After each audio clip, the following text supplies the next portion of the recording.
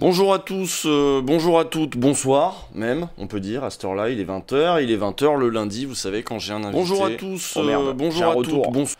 Voilà, quand j'ai un invité, c'est systématiquement le lundi à 20h, j'ai pas toujours un invité ou une invitée le lundi, mais quand j'en ai, c'est le lundi, voilà.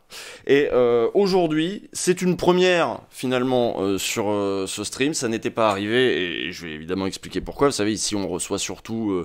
en général, c'est des journalistes, en général, c'est parfois des chercheurs, des collègues de Mediapart pour creuser des trucs sur des articles, mais beaucoup plus rarement, on reçoit des politiques.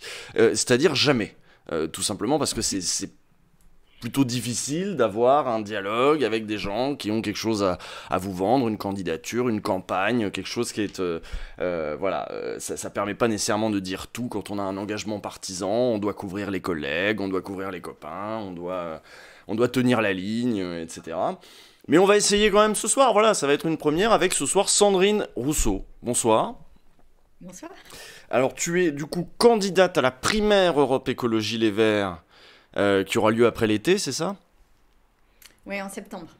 Et il y a on parle beaucoup du duo Piolle-Jadot, Piolle-Jadot, Piolle-Jadot, et on oublie un petit peu qu'il y a, voilà, il y a cette troisième candidature, qui est peut-être d'ailleurs la seule candidature officiellement annoncée d'ailleurs. Tout à fait. Voilà, Tout à là, fait, je suis là. Mm. c'est clair, donc c'était une décision mûrie cet été apparemment, et donc pourquoi cet été ce retour en politique après, bon, normalement ceux qui me suivent dans le chat, on n'entend pas trop l'invité, ah, je peux peut-être essayer de monter le son. Non, en fait, non, en fait, non, je peux pas J'ai monter le essayé de son. me rapprocher ou de parler plus fort. Si je parle plus fort comme ça va? Normalement ça devrait être mieux, j'espère, ou alors je baisse mon... Oui, ça va? Bon, en tout cas, les gens qui me suivent et qui suivent Ouvrez les guillemets et qui suivent le chat, et c'est vrai qu'on avait sur Twitch, on avait lu ton portrait, je crois que c'était sur Reporter, bon, les gens connaissent aussi l'affaire Denis Baupin, et t'avais été à la base de cette affaire-là, et après ces révélations, et puis ce procès aussi qui a été intenté, enfin c'était n'importe quoi aussi, voilà, avec son avocat, machin. Bref, pour celles et ceux qui n'ont pas suivi l'histoire, tu avais pris du recul par rapport à la politique, un petit moment de repos, hein, et tu avais monté une association sur l'idée de prendre la parole qui s'appelle Parler, je crois, ou En Parler, je sais plus. Oui, mais comme il y a un réseau... Ouais, mais comme il y a un réseau d'extrême droite, un réseau social d'extrême droite qui s'appelle Parler, on l'a modifié pour l'appeler En Parler. Voilà, c'est ça. Bon. Et donc, qui insistait sur le fait que, certes, prendre la parole, c'est difficile, en fait. Il faut se faire accompagner, et on le fait mieux d'abord. C'était ça l'idée de l'association? Mm. Ouais, c'était d'offrir un lieu de ce qu'on appelle de la sororité, c'est-à-dire en fait un lieu en sécurité où on peut parler, on se donne de la force, on se fait des copines, et puis après on peut parler à l'extérieur, mais en fait c'est tellement dur de parler que on peut pas envoyer tout le monde comme ça. Enfin, il y a besoin d'avoir une espèce de, de base, quoi, de base de sécurité. Et donc, c'est ça, l'association Parler, c'est juste de dire, bah, viens, viens et euh, quoi, qui que tu sois ou d'où que tu viennes, peu importe, viens et puis juste, tu verras, on devient copine et on parle en sécurité et ça change tout en fait. Et on voit aussi aujourd'hui que voilà, parler c'est s'exposer. Là par exemple c'est Éric Zemmour ces derniers jours qui a été accusé par une socialiste qu'il avait rencontrée aux universités d'été de La Rochelle. Et on voit que derrière c'est un déferlement d'attaques contre elle, Mm. contre sa crédibilité. Est-ce que c'est bien sérieux, tout ça, machin. Faut être prêt à encaisser ça, faut être prête à encaisser ça. Et donc du coup vous êtes présent un petit peu dans plusieurs villes en France, vous disposez quoi, des formations, des discussions? Non, non, on est présent dans 10 villes en France Mmh. et le seul truc, c'est qu'en fait, tu viens, alors bon, avant le Covid, tu venais avec un plat, tu vois, parce qu'en fait, on partage un Mmh. repas. Et juste on discute, mais on discute entre victimes et on se dit, bah, et il y en a qui vont super bien, il y en a qui vont pas très bien, il y en a ça vient juste de se passer, d'autres ça s'est passé il y a 30 ans. Et juste on se dit, bah ouais, moi à un moment donné j'ai cru que je devenais folle et les autres disent, ah mais moi aussi, moi aussi.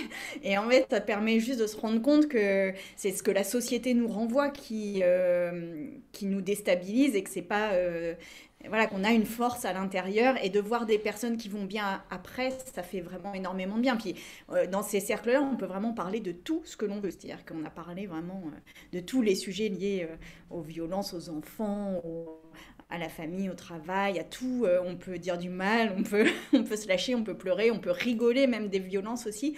Parce que, pardon, des fois, ça fait du bien aussi de lâcher comme ça. Donc voilà, on fait tout ça dans ces réunions, personne ne nous voit, personne ne nous entend et on ressort de là plus forte. D'accord. Et puis, plus forte, du coup, pour retourner en politique, pourquoi pas, après 3 ans Ouais. d'absence, c'est ça? Pour refaire un petit peu ton 3 ans parcours, d'absence. du coup, t'étais rentré à Europe Écologie Les Verts à la fin des années 2000. Comment ça se passe? Comment ça s'est passé? Je suis rentrée en 2009. Je crois, parce que c'était les élections européennes. Je ne sais pas si vous vous souvenez, il y avait Cohn-Bendit, Eva Joly et José Bové qui avaient monté une liste, enfin des listes partout, et ils voulaient qu'il y ait des gens de la société civile, donc des gens qui ne soient pas des professionnels de la politique, même si il n'y a pas de profession autour de la politique, mais enfin des gens qui incarnent des combats en fait et qui rentrent sur les listes. Et comme à l'époque, moi j'étais vice-présidente de l'université et que j'avais dénoncé les conditions de pauvreté des étudiants et notamment ceux qui n'arrivaient pas à manger. Donc j'avais fait venir le Secours populaire pour faire des distributions gratuites de repas et donc j'avais comme ça, enfin ça avait suscité un tel tollé et un tel débat qu'à la fin il y a eu le 10e mois de bourse quand même, hein, donc c'était pas rien et c'est comme ça que je suis rentrée en politique, c'est-à-dire qu'ils sont venus me chercher, j'étais pas hyper d'accord au début puis finalement je me suis prise au jeu. J'ai été élue moi-même au Conseil régional Nord-Pas-de-Calais et puis après, je suis montée à l'intérieur d'Europe Écologie Les Verts. J'ai été agressée sexuellement, je l'ai dit, voilà, ça a été dur parce que c'était avant MeToo, hein, c'était un an avant MeToo. Et donc ça a été tellement dur que j'ai dû faire une pause, voilà, et parce qu'il y a des moments où on ne peut pas tout prendre comme ça dans la tête et puis tenir. Ça m'a fait du bien et quand j'ai, enfin, le truc me taraudait quand même de revenir en me disant, bon, voilà, il va falloir que je revienne, notamment aussi pour les femmes, parce que je leur disais, parlez, vous verrez, c'est super, il faut parler, ça libère, voilà, ça fait des mouvements. Et puis en même temps, je leur envoyais le message que si elles parlaient, elles perdaient les trucs, quoi. Elles perdaient des positions qu'elles pouvaient avoir, elles perdaient des mandats qu'elles pouvaient avoir. Donc ça n'allait pas. En fait, mon message n'allait pas, quoi. Et donc, je savais que je devais y revenir, mais à un moment donné, pour moi, humainement, ça a été trop dur. Et donc, j'ai fondé cet assaut, j'ai pris toute l'énergie de ces femmes de partout, tu vois, je me suis nourrie de ça. Et quand j'ai vu cet été que Darmanin avait été nommé ministre de l'Intérieur, c'est-à-dire le chef des policiers, et que Dupond-Moretti était le chef de la justice, donc ministre de la Justice, le mouvement MeToo, c'était quand même un mouvement incroyable, un mouvement hallucinant sur la terre entière. Dans tous les pays quasiment, il y a eu un mouvement MeToo. Et le mouvement MeToo, il disait qu'on n'arrivait pas à porter plainte et qu'on n'arrivait pas à obtenir justice. Et qu'est-ce qu'ils nous mettent comme ministre? Ils nous mettent un type qui a été accusé de viol et un autre qui plaidait pour l'inceste consenti et qui surtout a défendu tous les hommes puissants qui ont été accusés de viol. Donc je veux dire, c'était en fait c'était une humiliation, quoi. Une humiliation aux femmes, une humiliation à ce mouvement. Et là, je me suis dit, bah voilà, t'as une responsabilité. La responsabilité, c'est qu'il faut que tu y ailles maintenant. Alors, je porte pas que ça, hein, je porte pas que le combat des femmes, mais ceci dit, ça a été l'étincelle ou le déclic qui m'a fait revenir. Historiquement, Europe Écologie Les Verts a souvent accordé une place à des femmes, que ce soit, je sais pas, on pense à Dominique Voynet, des candidatures à la présidentielle, Eva Joly, ou des postes de ministre, voilà, il y a encore pas si longtemps, même sous Hollande, Cécile Duflot aussi, voilà, il y a eu beaucoup de femmes, oui, à Europe Écologie Les Verts, et là, il y en avait pas d'autres qui voulaient se lancer pour casser le duel masculin viril des quadras. Euh, Ça faisait partie quand même de mes questionnements, hein. C'est que une fois qu'on a dénoncé l'affaire Baupin, enfin ce qui est devenu l'affaire Baupin, donc on était trois du parti, hein. Il y avait Annie Lameur et Hélène Debost, et puis il y avait aussi Isabelle Attard qui était pas, qui était en dehors. Quand on a dénoncé après, ce qui s'est passé, c'est que bah, citez-moi par exemple des figures de l'écologie qui parlent depuis quelques jours. Alors, je mets de côté les maires des grandes villes qui ont été élus récemment, mais citez-moi des figures de l'écologie, de l'écologie politique en France, qui parlent aujourd'hui. mhm. Bah, il y a Jadot, il y a Cormand, il y a Bayou, mais il y a que des mecs. Il y en a pas mal, ouais. Et donc, il y a eu l'affaire Beaupin. On a été quand même en avant-première sur ce mouvement MeToo. Et puis, c'est comme si, en fait, ça avait effacé les femmes de la politique. Mais en fait, c'est complètement à l'inverse de ce qu'on Mhm. prenait, quoi. C'est complètement à l'inverse de ce pour quoi on s'était battu. Et c'était complètement à l'inverse de tout ce qu'on avait encaissé pour que les femmes progressent. Donc, en fait, à un moment donné, ça n'est pas possible de laisser faire. Parce que si on laisse le terrain, bah, il est occupé, et il est occupé par des hommes. Voilà. Oui, oui, oui, oui, ça se tape dans le dos. Bon, ce week-end, c'était bien, le 1er mai, parce que Lille, c'était l'épicentre du 1er mai et de l'union de la gauche. Parce que là, on parlait de femmes écolo. Bah tiens, il y a Esther Benbassa qui s'est fait un peu sécher par Mélenchon. Bon, qu'est-ce qui s'est passé ce week-end? Est-ce qu'on peut raconter, faire un récit un peu de ce week-end du point de vue de l'union de la gauche? Parce que toi, tu as posté des photos dans lesquelles tu avais l'air bien avec Jean-Luc, il y avait Adrien Quatennens, je sais plus qui y avait sur les photos. Ça s'est mieux passé que pour Esther Benbassa? Alors, en fait, la région Hauts-de-France, c'est une région où le Rassemblement national est très haut, hein. La dernière fois, aux élections, ils ont fait 42%. Donc 42%, c'est presque la majorité dès le premier tour, quoi. Donc c'est quand même super haut. Et donc face à ça, comment on fait pour faire en sorte que les habitants et habitantes croient, se mettent à espérer, réfléchissent à eux-mêmes s'engager dans la politique, voilà, à bouger le système, etc. Et là, cette fois-ci, la solution qui a été portée par Karima Deli, qui est la tête de liste, c'était de faire l'union de toute la gauche. Donc en fait, le 1er mai, donc ce week-end, l'idée, c'était de faire venir tous les leaders et les leaders, enfin bon, surtout les leaders de la gauche, pour fêter le 1er mai ensemble, pour montrer qu'ici, quelque chose pouvait se faire. Et puis, ben, ça a un peu mal commencé parce qu'il y avait il y avait des gens du PS, mais par exemple, il y avait des figures nationales qui étaient annoncées puis qui ne sont pas venues. Et puis après, il y a eu Jean-Luc Mélenchon qui était là, qui voulait parler aux travailleurs, donc qui a fait ce qu'on connaît de lui, c'est-à-dire sa figure, voilà, la figure de leader des travailleurs. Et donc il est monté sur un camion, il a fait un grand discours. Et puis après, les gens autour ont dit, bon bah il faut quand même qu'on se serre la main, tu vois, qu'on crée Fasse une des photo photos. avec lui. Oui, oui. Ouais.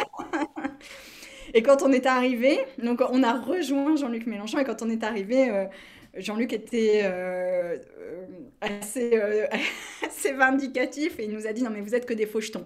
Et en fait je pense que alors pas à moi, hein, déjà, parce que moi j'y étais allée avant, moi il m'avait au contraire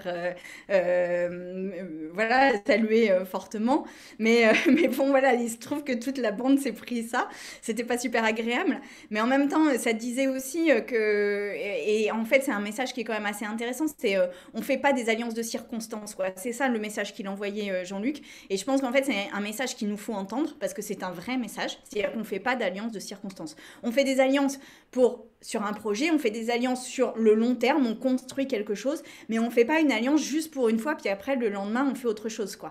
Donc là il y a quelque chose à travailler sur la gauche pour que voilà, nos forces se rejoignent et trouvent le moyen de se rassembler, de se rapprocher et de construire surtout de construire une autre société, quoi. Enfin, de construire un truc qui soit vraiment différent de ce qu'on connaît aujourd'hui. Et je pense qu'il y a vraiment besoin de tout le monde, en fait, pour le faire. Oui, mais je me trompe pas si je dis que l'axe Jadot-Hidalgo n'a pas du tout envie de travailler avec les insoumis et de parler avec les insoumis.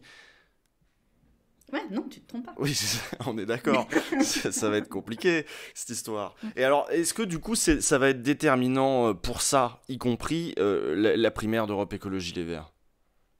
Mais oui, parce qu'en fonction de la figure qui sortira de cette primaire, eh bien, quelque chose sera possible ou pas.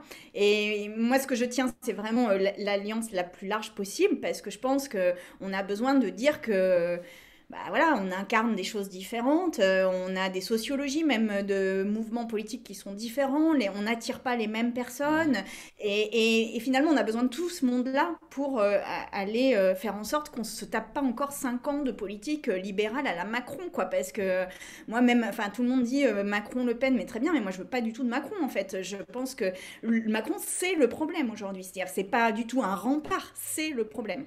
C'est le problème parce qu'il est ultra-libéral, c'est le problème parce qu'il emprunte les mots de l'extrême droite, c'est le problème parce que même il emprunte, et c'est quand même, à mon sens, une des premières fois qu'il emprunte même l'idéologie d'extrême droite, c'est-à-dire qu'il se fonde sur la pensée d'extrême droite pour expliquer sa politique, et que donc comment un type comme ça peut être une barrière à quoi que ce soit si lui-même emprunte les mots et l'idéologie de l'extrême droite. Donc moi je ne veux pas de ça, et je voudrais que l'on porte quelque chose qui me semble exister très fortement en France, qui est le besoin d'une rupture avec ce qu'on connaît dans notre démocratie qui fonctionne quand même mal, d'une rupture dans notre modèle social qui laisse des gens dans la pauvreté, dans la précarité, des personnes dont on se fout complètement pendant la crise du Covid, qu'on fasse une rupture avec le modèle environnemental où là on va dans le mur et puis on s'interroge pour savoir si est-ce que c'est pas trop important de faire une taxe à 2 ou à 3%. Enfin on délire complètement, quoi. C'est-à-dire que là on fonce à vitesse grand V dans le mur et on se demande s'il faut interdire les avions à 2,5 heures ou à 4 heures de trajet, mais enfin juste, ça n'est pas du tout l'enjeu. L'enjeu, il est vraiment de changer de modèle. Donc moi je pense qu'on peut porter ça, on peut être nombreux à le porter, nombreuses à le porter, et que ça suscitera quelque chose. Ça, j'en suis vraiment très persuadée. Mais par contre, pour ça, il faut quand même qu'on arrête un peu nos bisbilles, quoi. C'est-à-dire que là, il y a quand même un enjeu pour que ce qui prenne pas le dessus, c'est les petites phrases, les petits machins, les trucs. Ouais, les boomers là, hein? La petite phrase des boomers. Moi là où j'ai été étonné, c'est que par exemple, bon, moi j'ai pas trouvé ça dramatique cette campagne de Julien Bayou. On reconnaît aussi le Julien Bayou qui faisait du jeudi noir avant, un peu de provocation, un peu de trucs un petit peu pour faire bouger les lignes avec un petit côté fun, provoque, machin, comme il avait fait avant avec Sauvons les riches ou des trucs. Moi j'ai reconnu un peu Julien Bayou là-dedans, même s'il dit que c'est ses équipes, machin. Et j'ai pas trouvé ça dramatique du tout. Je pense qu'on peut poser la question des boomers. Les boomers, c'est pas un âge boomer, c'est une génération, c'est une cohorte d'âge, une classe de gens qui sont passés par les années 80, les années voilà. C'est pas de l'anti-vieux, quoi, en gros.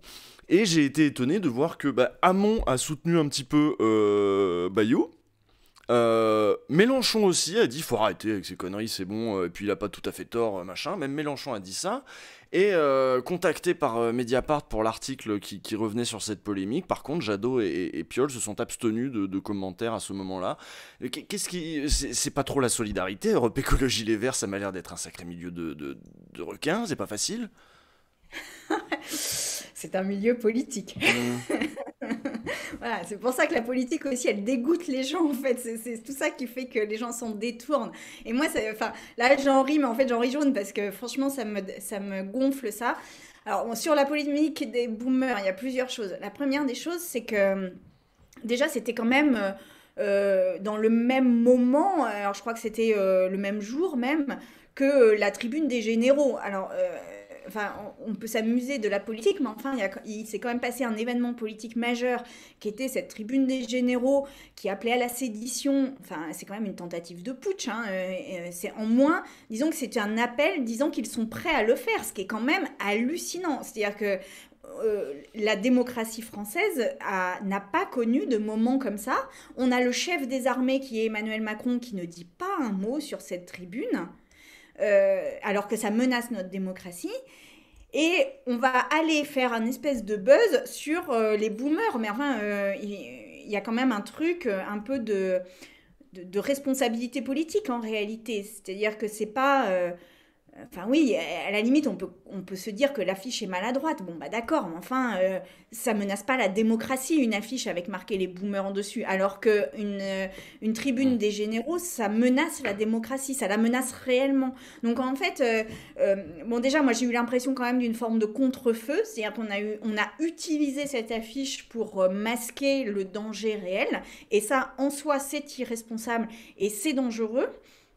Et puis après, la question des boomers, bah, c'est une vraie question en réalité. C'est-à-dire que, bon, moi je pense qu'on ne peut pas le mettre sur une affiche comme ça, mais qu'à un moment donné, mais ça vaut pour les boomers, mais ça vaut pour plein d'autres choses, c'est que si on veut réellement changer notre système, il faut aussi comprendre ce qui ne va pas dans le système, comprendre pourquoi il y a des résistances, bah, qu'est-ce qui a fait qu'on a à ce point-là sali la nature et l'a détruite, comment ça se fait qu'on n'arrive pas, par exemple, à faire le bilan de cette traite négrière et de cette colonisation. Enfin, voilà, comment se fait-il qu'on n'arrive pas non plus à comprendre ce qui s'est passé pour les femmes tout au long de ces siècles qui sont passés.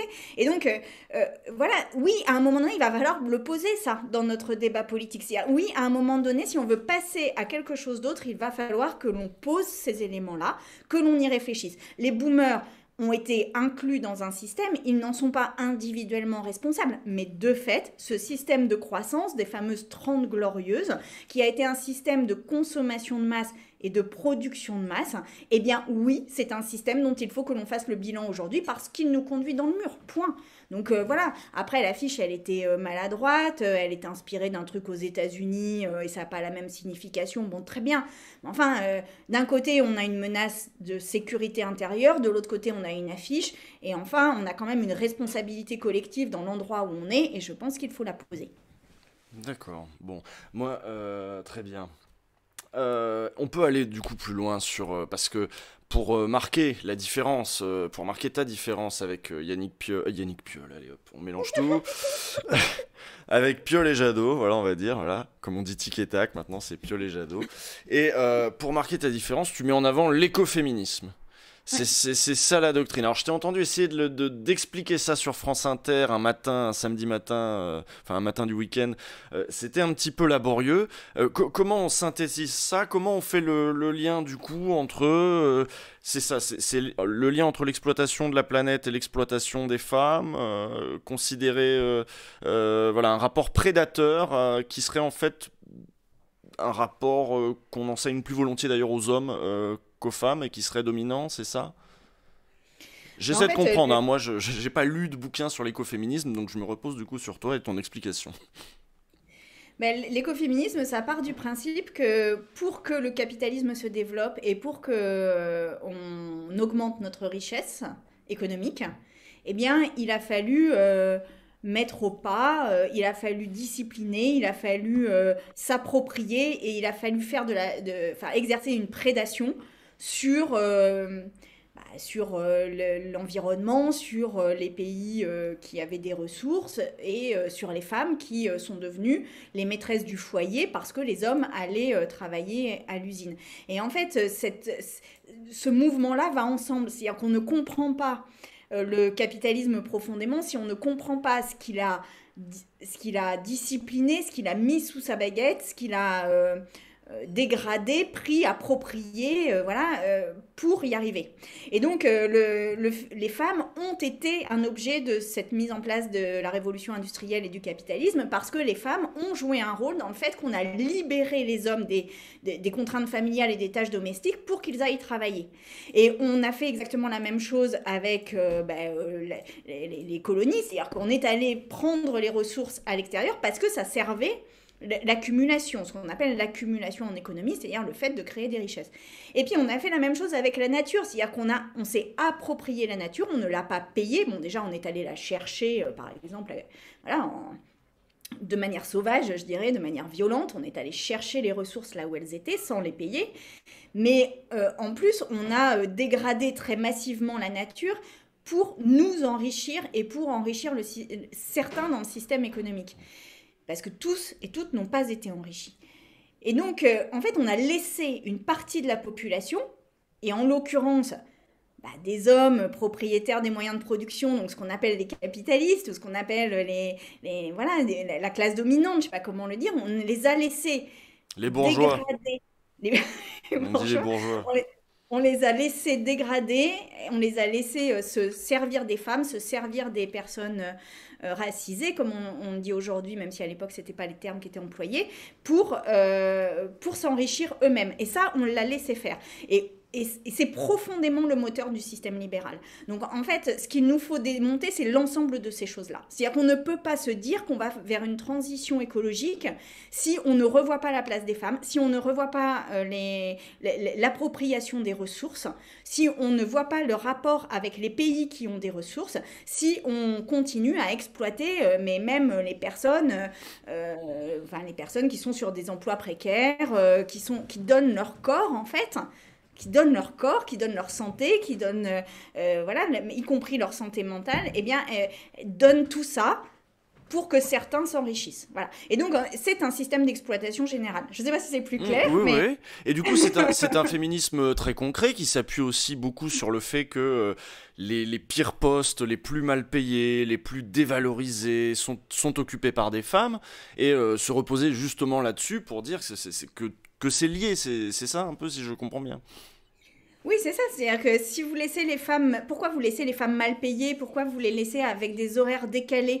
Parce que aujourd'hui, l'essentiel du travail, ce qu'on appelle les travailleurs pauvres, c'est-à-dire les gens qui travaillent, qui ont un travail qui les rend malades, qui les fatigue, qui les use, eh bien, ce sont des femmes qui ont ces positions-là. Et pourquoi on les laisse là? Eh bien, parce qu'on estime qu'elles ont une espèce de capacité à s'occuper des autres qui est plus grande. Donc on les laisse s'occuper des personnes âgées, on les laisse s'occuper des personnes malades, on les laisse... Mais non, en fait. C'est-à-dire qu'il n'y a pas de don de soi, c'est de l'exploitation, ça, en fait. C'est-à-dire que c'est du travail donné, c'est de l'usure de son corps donné. Et quand, par exemple, on fait une réforme des retraites, et on en a fait une il y a 2 ans, enfin il y a 1 an, pour lesquelles on a sans doute été nombreux et nombreuses à défiler dans la rue, quand on fait une réforme des retraites et qu'on limite la pénibilité, c'est-à-dire qu'on ne reconnaît pas la pénibilité de certains emplois, eh bien, par exemple, les femmes qui portent des charges lourdes, aujourd'hui, ont beaucoup de difficultés à être reconnues pour avoir une retraite meilleure. Or, quand on s'occupe de personnes malades ou de personnes âgées, eh bien, à des moments, on doit soulever leur corps. C'est lourd, ça abîme le dos, ça fait ça. Et ça, c'est de l'exploitation que de ne pas reconnaître la difficulté de ce travail-là. Voilà. Et c'est ça l'écoféminisme, c'est de se dire qu'on ne va pas juste faire une transition écologique avec des bidules technologiques qui vont arriver, des espèces d'innovations de capteurs de carbone ou de je ne sais pas quoi. C'est-à-dire qu'il faut profondément revoir nos rapports sociaux. Voilà. Très bien. Alors, à la base, tu es économiste, d'ailleurs, tu connais bien Marx, etc. Là, j'entends exploitation, on parle de la planète, et puis finalement, on retourne au travail. Tu dirais que tu es marxiste, tout simplement? Bah, pas tellement. Non, Parce que Marx ça a fait pas... peur. Non, non, non, pas du tout. C'est parce que Marx, et j'ai fait ma thèse là-dessus, n'a pas parlé d'environnement. Et que pour moi, c'est une des faiblesses de Marx. Ah Alors, je vais me taper les marxistes contre moi là-dessus. Mais bon, après, on peut discuter du moment où il a écrit et du moment voilà, dans lequel il était et que l'environnement n'était pas une question. Mais ceci dit, il y a quand même d'autres penseurs, même à cette époque-là, qui déjà intégraient les questions environnementales. Et Marx, en fait, a considéré que la richesse venait uniquement du travail et donc de l'exploitation, de la fameuse plus-value sur le travail. Donc Marx dit, en fait, c'est parce qu'on ne paye pas, je fais court et rapide, mais on ne paye pas suffisamment le travail et on ne le paye pas à la hauteur de la richesse qu'il crée. C'est comme ça qu'il y a un enrichissement des personnes qui sont les patrons, voilà, les possesseurs des moyens de production. Mais moi, j'ai fait ma thèse pour dire, mais Karl, on fait exactement la même chose avec l'environnement, en fait. C'est-à-dire qu'on s'approprie l'environnement et on ne le paye pas à la hauteur de la valeur qu'il crée.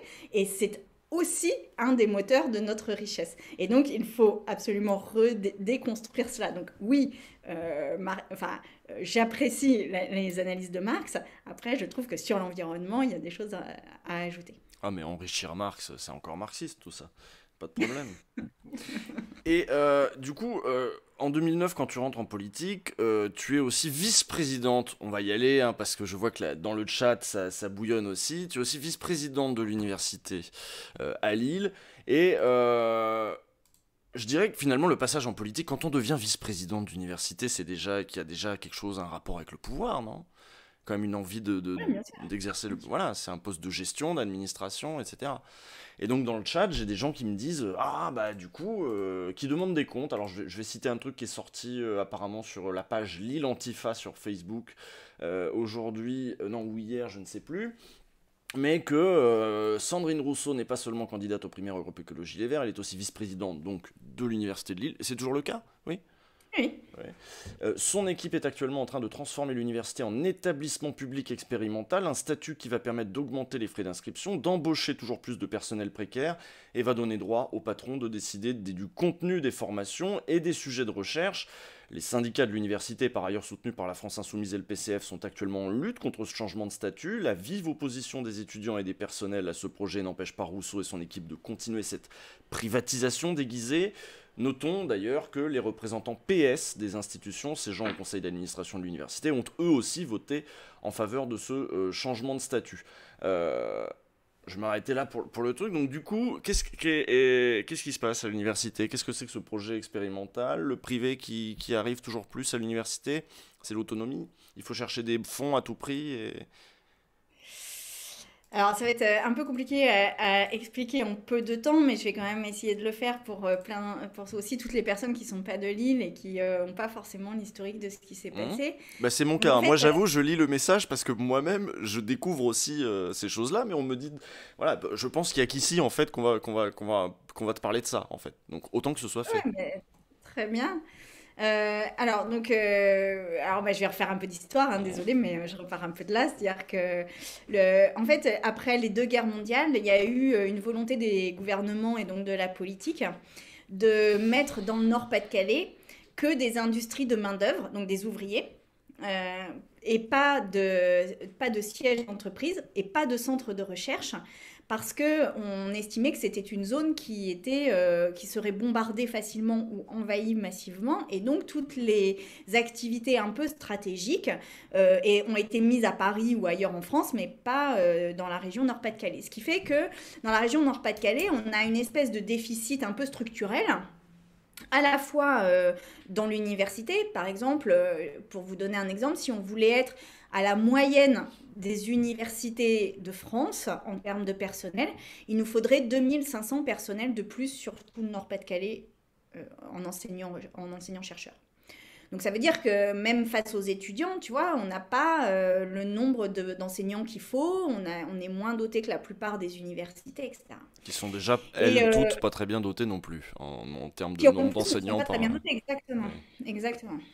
Donc ça, c'est le premier truc. Et le deuxième truc, c'est que du coup, la population du Nord-Pas-de-Calais, c'est une population ouvrière, ou du moins une population plutôt défavorisée. Et on a un taux de boursiers à l'Université de Lille qui est le plus important de France métropolitaine. Puisqu'il faut aller dans les territoires d'outre-mer pour retrouver les mêmes ultramarins, pardon, pour retrouver les mêmes taux de boursiers. Donc ça veut dire qu'on est dans une sous-dotation avec des étudiants et des étudiantes qui sont moins diplômés qu'ailleurs et surtout issus de milieux beaucoup plus défavorisés. Enfin, nous, pendant la crise Covid, par exemple, on a pris sur nos fonds propres, et ça c'est moi qui gérais, 4 millions d'euros pour soutenir les étudiants en précarité pendant cette crise. Hein. Donc je veux dire, je ne sais pas si on se rend compte de ce que ça représente sur un budget d'université, mais c'est énormissime. Donc, parce qu'on avait une situation sociale ultra dégradée. Bon, voilà, donc ça c'est le contexte. Et après, les gouvernements successifs, donc c'était Pécresse, après ça a été Fioraso, qui était ministre de l'Enseignement supérieur, puis maintenant c'est Frédérique Vidal. Et tous les gouvernements successifs ont proposé un concours pour faire en sorte qu'il y ait entre 10 et 15 universités françaises qui deviennent au top mondial.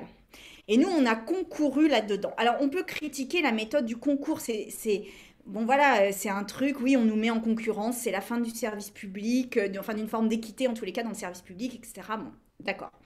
Mais à un moment donné, on a aussi une responsabilité vis-à-vis des personnes qui sont accueillies à l'Université de Lille. Et là, en l'occurrence, on manque énormément de fonds. Donc, on a gagné ce concours, c'est-à-dire on a été sélectionné pour être dans les 15 universités. Pour être cet établissement public expérimental. Exactement, voilà. Et donc là, ce qui s'est passé ces derniers temps, c'est qu'il fallait voter les statuts de cet établissement public expérimental. Et donc, dans les statuts, on reste une université Il y a juste trois choses qui changent, et notamment, il y a le CA de l'université, enfin le CA de l'EPE, qui change et qui va être où il y a en effet plus de personnalités extérieures. Mais les personnalités extérieures, ça peut être des syndicalistes, hein, ça peut être Mhm. des militants associatifs, ça peut être, c'est nous qui choisissons en fait, hein, qui sont Donc une gestion paritaire de l'établissement avec éventuellement finalement du privé là-dedans qui va venir. des personnes extérieures en tous les cas, oui. Mhm. Oui. Mais par contre, pas de fonds privés, hein. C'est-à-dire que Mhm. tous les fonds sont publics quand même. Et par ailleurs, on a fait en sorte que le statut de l'université ne change pas, de sorte qu'il ne puisse pas y avoir d'augmentation des frais d'inscription. Et on a fait en sorte que école et université se regroupent dans le même établissement. Et ça, c'est le dernier argument, puis après, j'arrête. Mais, parce qu'en France, on a un système d'école et on a un système d'université publique. Et les écoles, eh bien, pour aller dans les écoles, je vais le faire de manière un peu caricaturale, mais c'est quand même pas faux. C'est que à 18 ans, il faut que tu n'aies jamais eu de problème dans ta vie. Il faut que tu aies fait une classe prépa. Il faut que tu réussisses un concours de culture générale dont la culture est essentiellement empreinte d'une culture blanche, française, voilà, comme on l'écrit.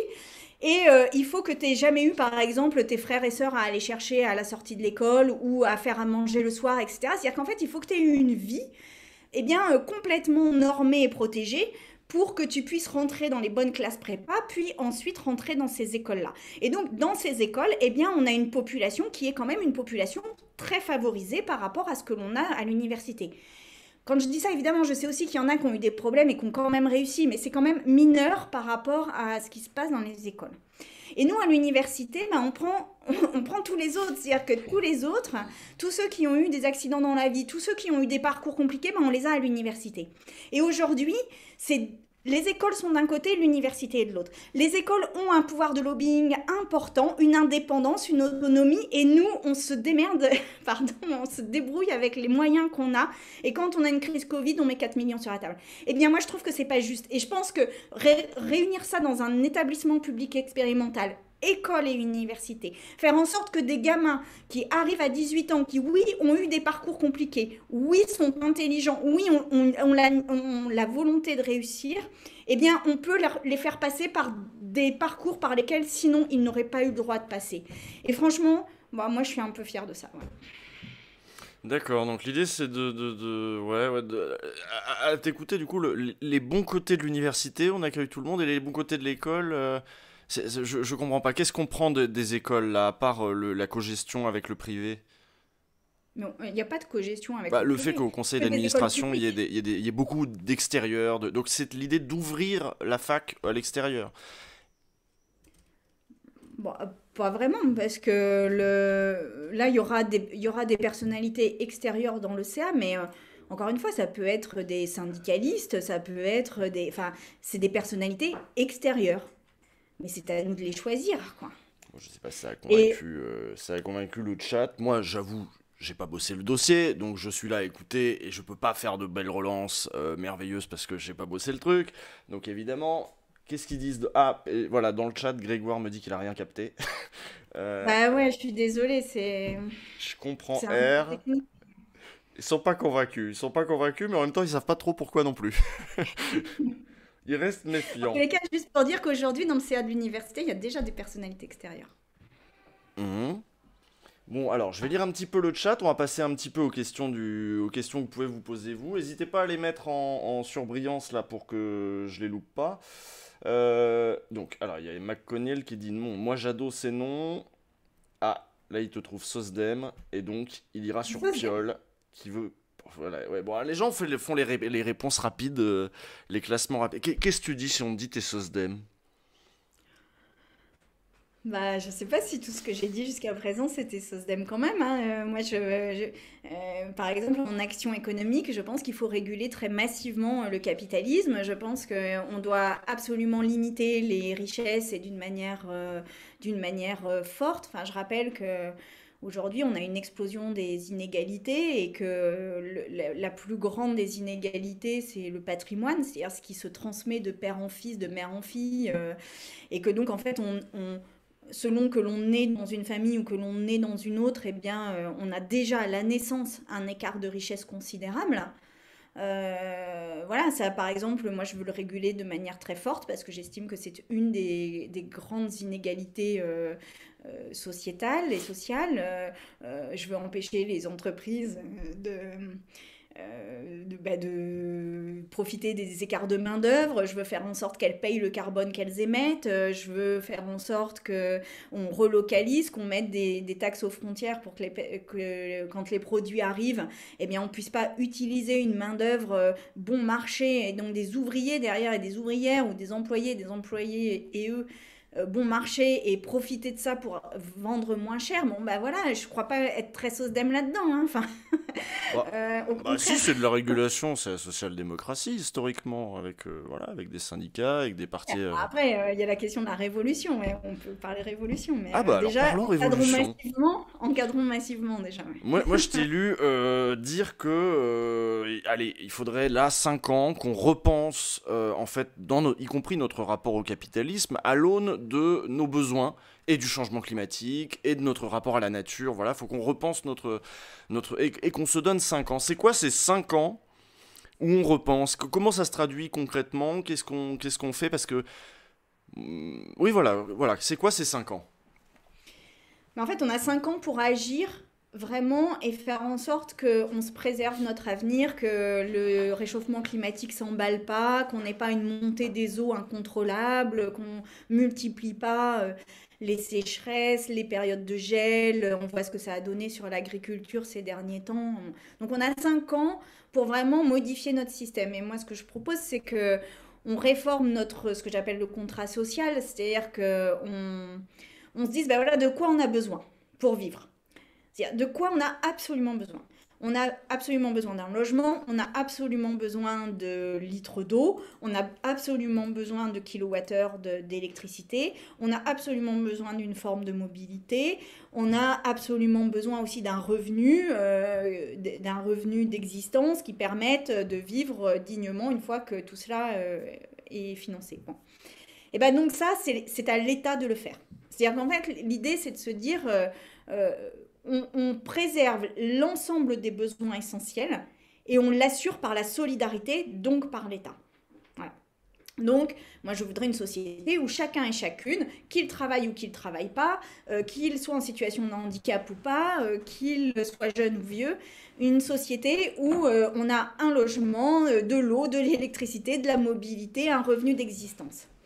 Et puis, une fois qu'on a ça, une fois qu'on a sécurisé ça, eh bien, on prenne des mesures environnementales importantes. Et notamment, eh bien, on fasse payer le prix du carbone, parce qu'aujourd'hui, le carbone n'est pas du tout mis... Enfin, aujourd'hui, vous pouvez émettre des quantités de carbone, Total, par exemple, ne paye rien alors qu'il pollue massivement, quoi. Et donc voilà, ceux qui nous emmènent dans le mur, eh bien, soient obligés de payer pour cela et que les financements que l'on récolte comme ça nous servent à financer la transition écologique. Et qu'on le fasse de manière radicale, forte, qu'on ne lésine pas sur les moyens et qu'on ne lésine pas non plus sur le discours politique. Parce que quand j'entends par exemple que Airbus a reçu des dizaines de millions d'euros, des centaines de millions d'euros pour sortir de la crise du Covid, eh bien, moi je pense qu'il faut dire aujourd'hui à Airbus que non, l'aéronautique n'est pas un avenir pour la France et que non, on ne peut pas continuer à utiliser l'avion autant qu'on doit le faire. Donc, il faut sécuriser les salariés, il faut leur payer 5 années d'études pour qu'ils puissent se reconvertir réellement, c'est-à-dire avoir vraiment le temps de trouver un autre métier, de choisir un autre métier, etc. Mais oui, il faut arrêter ça. Et alors, toi Voilà, qui es économiste aussi, aujourd'hui la question se pose, on voit Biden, des plans de relance à 200 milliards, 2000 milliards même, Biden. Comment on fait la transition écologique? On prend l'argent où? On le met où? À quel rythme? Est-ce qu'il faut des grands plans d'investissement massifs, publics, qui reposeraient sur, je sais pas d'ailleurs, tiens, qu'est-ce qu'on fait de la dette, est-ce qu'on emprunte pour ce grand investissement, ou est-ce que d'ailleurs il serait pas temps aussi de calmer les riches? Là, il y a des chiffres qui sont sortis aujourd'hui sur la progression des patrimoines des grandes fortunes, où en France, depuis 2009, ils ont pris 400% nos milliardaires, là où nos voisins, on est plutôt autour de plus 100%, 200 à à tout péter. Nous, on les a choyés. Est-ce qu'il faut pas, là, ça y est, qu'est-ce qu'on fait, voilà. Qu'est-ce qu'on fait avec niveau pognon? Et question pognon, évidemment qu'il nous faut revoir la fiscalité, taxer les plus riches. Les plus riches se sont considérablement enrichis. Et là, on atteint un niveau d'inégalité qui est le niveau d'avant la guerre, c'est-à-dire qu'avant les deux guerres, c'est-à-dire qu'on est à la fin du 19e siècle, là, et notamment en matière de patrimoine. C'est ce que dit Alors, Piketty, ça, ouais. ouais, entre les 10% les moins riches et les 10% les plus riches, en termes de patrimoine, il y a une différence de 600. C'est-à-dire qu'on est fois 600. Ah. Donc, on ne peut pas rester comme ça. Enfin, c'est pas possible, en fait. Parce que ça, c'est une explosion de la société. Donc, oui, il nous faut une taxation, et une taxation très importante. Et il nous faut une taxation importante des tranches les plus riches, certes du revenu, mais aussi du patrimoine. Et moi, je voudrais même que lorsque des enfants voient leurs parents disparaître et que les parents sont pauvres, que donc ils n'ont pas d'argent au moment où leurs parents disparaissent, ils n'ont pas d'héritage. Eh bien, moi, je voudrais que on repartage les héritages les plus importants. C'est-à-dire qu'on donne une dotation de 10 000 ou 50 000 euros à toute personne qui perd ses parents, par exemple. Parce que ce serait un sujet équitable. Parce que pourquoi faudrait en plus que ses parents meurent? Piketty parle, Piketty parle de. Et pourquoi on donnerait pas du patrimoine aux gens, en effet, pourquoi on donnerait pas de l'argent, je sais plus s'il parle pas de 100 000 euros ou quelque chose comme ça, à chacun, en début de vie, voilà, peut-être pas attendre que les parents meurent, parce que sinon il y en a, ils vont peut-être essayer d'accélérer le truc quand même. Moi, je voudrais qu'on ait un revenu d'existence. Non, faut pas tuer ses parents non plus. Non, mais... ouais, je voudrais c'est un pouce au crime, cette histoire. Regarde, vous avez jamais vu Colombo? Non, mais je voudrais qu'il y ait un revenu d'existence. Donc, en fait, tout le monde, à partir de 18 ans, et d'ailleurs, c'est un sujet aussi pour la précarité étudiante, qu'on ait minimum 850 euros pour vivre ou 900 euros pour vivre tous et toutes. Voilà. Donc, qu'il y ait ce revenu minimum d'existence pour tout le monde. Et qu'après, au moment où les parents décèdent, on ait une solidarité sur les patrimoines, eh bien, ça permet quand même de faire en sorte que chacun hérite de quelque chose. Et que ce moment du décès des parents soit aussi un moment où on puisse construire quelque chose. Construire quelque chose de nouveau. On pourrait l'avoir par anticipation. On pourrait imaginer le recevoir par anticipation si besoin, etc. Mais qu'à un moment donné, l'État dise, ça n'est pas normal que si tes parents sont riches, et ben toi aussi tu deviennes riche, et que si tes parents sont pauvres, ben toi aussi tu restes pauvre, quoi. Et c'est le rôle de notre solidarité que de faire ça. Mmh. Voilà. Et puis après, on n'a pas parlé de la réforme démocratique qui est aussi très importante, mais il va nous falloir aussi revoir nos institutions parce que là, dans les institutions actuelles, on n'y arrivera pas. Exactement. D'ailleurs, j'ai envie de dire par contre, taxer le capital, c'est aussi le légitimer. Et puis dans une certaine mesure, ces petites corrections à la marge changent pas grand-chose au pouvoir démesuré qu'a le capitalisme sur nos vies. Par exemple, comment exprimer même le revenu de base, hein, même les 800 euros pour vivre, très bien, les capitalistes nous donnent 800 euros pour vivre, et puis le reste, on vit pas très bien avec 800 ou 900 euros.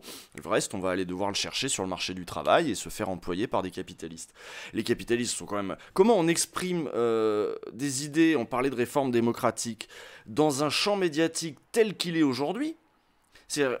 On n'a toujours pas retiré aux capitalistes, par exemple, le droit d'acheter des médias, de les posséder, d'entretenir ce truc-là, et d'avoir une souveraineté absolue sur la production dans ce pays.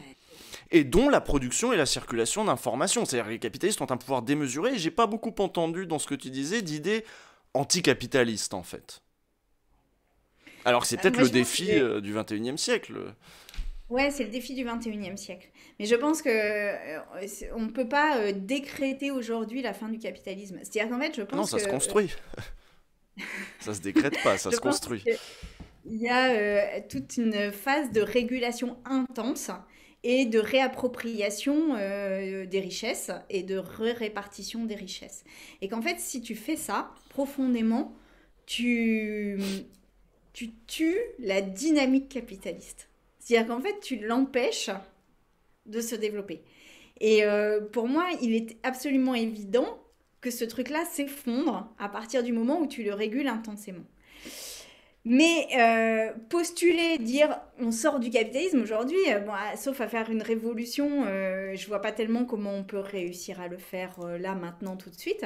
Mais par contre, qu'on se donne les moyens de se redonner un avenir collectif, de recontrôler les entreprises, de faire en sorte que les entreprises bon, déjà ne défiscalisent pas, n'achètent pas des médias, qu'on réassure des contre-pouvoirs, parce qu'aujourd'hui en France, on a énormément diminué le poids des contre-pouvoirs, par exemple, et c'est absolument indispensable dans notre démocratie, et qu'on on évite la concentration des entreprises, c'est-à-dire qu'on limite le grossissement de ces entreprises, enfin la taille de ces entreprises. Bon, si on fait tout ça, en fait, bah, pour moi, on tue, mais c'est ce que disait Marx, hein, c'est-à-dire qu'on Mhm. tue dans l'œuf le moteur de ce capitalisme et que par conséquent, les conséquences seront forcément une chute à un moment donné du système. Et ça, moi, je crois qu'on ne pourra pas rester dans le système tel qu'on est actuellement. Et alors, Voilà. pour exprimer d'autres idées que celles qu'on entend dans le système tel qu'on connaît actuellement, comment on régulerait de manière franche, par exemple, le secteur médiatique? Est-ce qu'à un moment, il ne faut pas interroger tout simplement la propriété privée des moyens de production et de dire, stop, parce qu'il repose aussi là-dessus, le capitalisme, sur des titres de propriété, et de dire, ça non, ça vous possédez pas. De la même manière que voilà, tout écologiste dirait non, pas l'eau, non, pas ceci, mettre des liens, les communs, tiens, les communs par exemple, on parlait des communs, c'est le mot qui est un peu à la mode aussi, et dire bah, est-ce que les médias ça doit être possédé par des gens qui auraient comme ça une influence démesurée sur le débat public aujourd'hui, qui fait que quand il y a une tribune des militaires factieux, là, on ne parle que d'un post Twitter de Julien Bayou. Euh, Comment on régule les médias? Bah, les médias, déjà, la question, c'est de ne pas les faire pouvoir être possédés par des groupes internationaux ou des grandes fortunes mondiales. C'est déjà la base. Et de permettre... Après, la question de l'indépendance des médias doit être sacralisée dans la loi, de sorte que l'on puisse aussi permettre une forme de financement public des médias, ce qui existe déjà quand même en partie. C'est-à-dire que, Ah par oui, mais il exemple, va il y a au des... privé. C'est-à-dire qu'il y a des ben oui, il y a C'est des ça. grands millionnaires Ouais. qui perçoivent des aides publiques pour posséder de la presse qu'ils sont en train de pourrir. C'est extraordinaire. Oui, ben oui, oui, non, C'est mais bien foutu, hein. mais c'est pour ça que on doit, quand je dis garantir la liberté de la presse, en plus aujourd'hui on est sur la journée mondiale de la liberté de la presse, garantir la liberté de la presse, c'est la garantir des intérêts privés et des intérêts publics. Je reviens juste sur ce que tu disais sur les moyens privés de production. Moi, on peut imaginer des moyens de production qui soient collectifs, qui Mhm. soient coopératifs, qui soient... voilà. Pour autant, même aujourd'hui dans les coopératives, par exemple, c'est une forme de possession privée quand même. C'est-à-dire qu'on n'est pas dans le modèle soviétique où c'est l'État qui possède l'ensemble. C'est Mhm. en ça que moi j'ai du mal à dire c'est la fin complète du capitalisme, parce que là c'est en fait on coopère, on n'a pas de domination. On a une coopération à égalité de tout le monde dans ce modèle-là, mais on reste quand même sur une forme de propriété privée des moyens de production, même si elle est partagée. Ça peut être Donc la collectif. question, c'est plus Ça peut être la une question, propriété d'usage. Et exa- plutôt que. Voilà. voilà. Et après, l'autre question que tu posais, c'était les biens communs. Et moi, il y a un auteur que j'aime énormément en économie qui s'appelle Karl Polanyi. Mhm. Et Karl Polanyi dit quoi? Il dit, en fait, le libéralisme nous conduit. Donc le libéralisme, c'est, on met, pour le faire simple, on met l'économie au-dessus de tout. On met les échanges marchands au-dessus de tout. Et donc on libéralise le marché. On met pas de règles. Pas de règles sociales, pas de règles environnementales, pas de règles d'exportation, pas de règles. Et plus on s'enrichit, mieux c'est. Et donc Karl Polanyi dit que le libéralisme, quand il s'emballe comme ça, quand il est développé de manière massive, eh bien, ça fait perdre tout sens des valeurs et tout sens des biens communs. C'est-à-dire qu'on perd la valeur du travail, puisqu'en fait, on se tue au travail quand on n'est pas dans les classes dominantes, dans les détenteurs des moyens de production. Donc, en fait, on est exploité, donc on se tue au travail. On n'a plus de valeur environnementale non plus parce que en fait l'environnement est transformé en ressources. Donc en fait on perd toutes les valeurs. C'est-à-dire que le seul truc qu'on a à faire c'est de se lever le matin, d'aller travailler, d'essayer de gagner un tout petit peu pour manger et pour faire manger sa famille. être être dans le rouge dès le 15 du mois, et puis recommencer le mois d'après, s'user à ça. Et ce que dit Polanyi, c'est qu'à partir du moment où on est dans un système comme ça, eh bien, ce qu'il se passe, c'est que la seule chose qui nous donne de la fierté, qui nous redonne de la fierté, c'est le drapeau et la nation.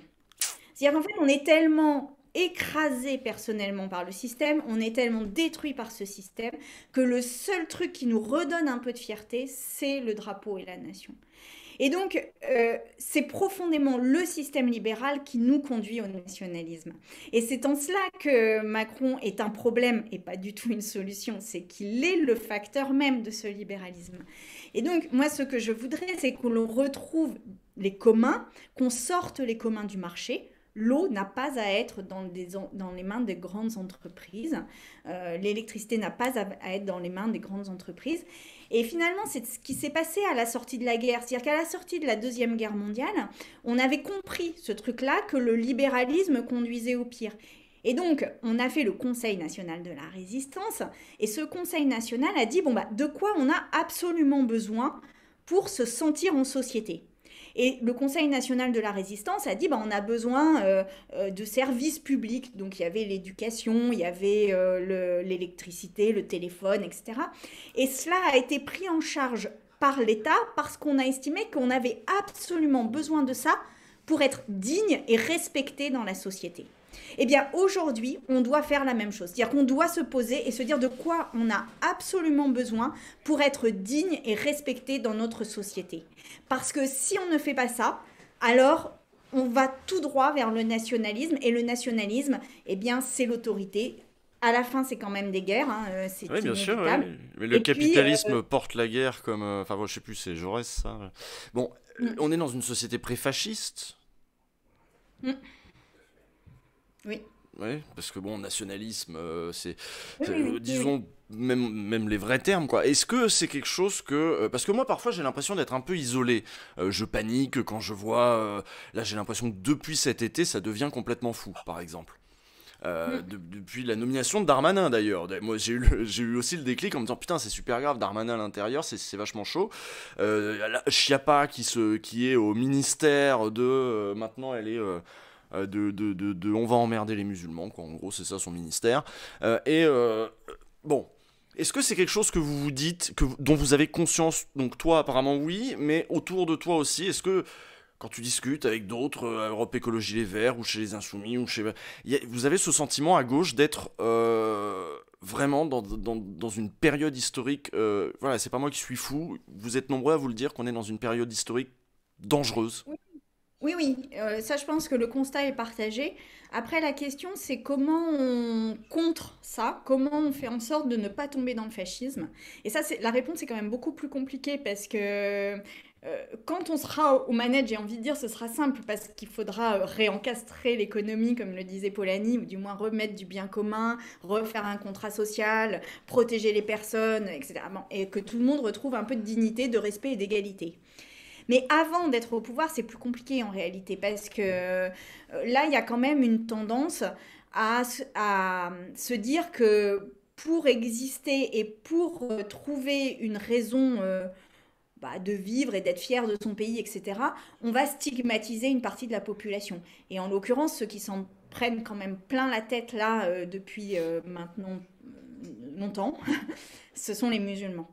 Et et moi, je suis très inquiète de ce qui se passe vis-à-vis des musulmans parce que on a ce truc qui est profondément délétère, profondément pervers, profondément dangereux, qui consiste à dire que parce qu'il y a eu des actes terroristes de personnes et que ces personnes, au moment où elles ont fait ces actes terroristes, se sont revendiquées de la religion musulmane, alors tous les musulmans peuvent potentiellement dériver sur le terrorisme. Et ça, c'est ultra dangereux. On a des Parce que dirigeants déjà, qui sont partis dans une doctrine de choc des civilisations, en fait, et voilà, comme on a encore 20 ans de retard aussi sur les États-Unis, mais on est vraiment... C'est du George Bush concret qu'on fait chez nous, là.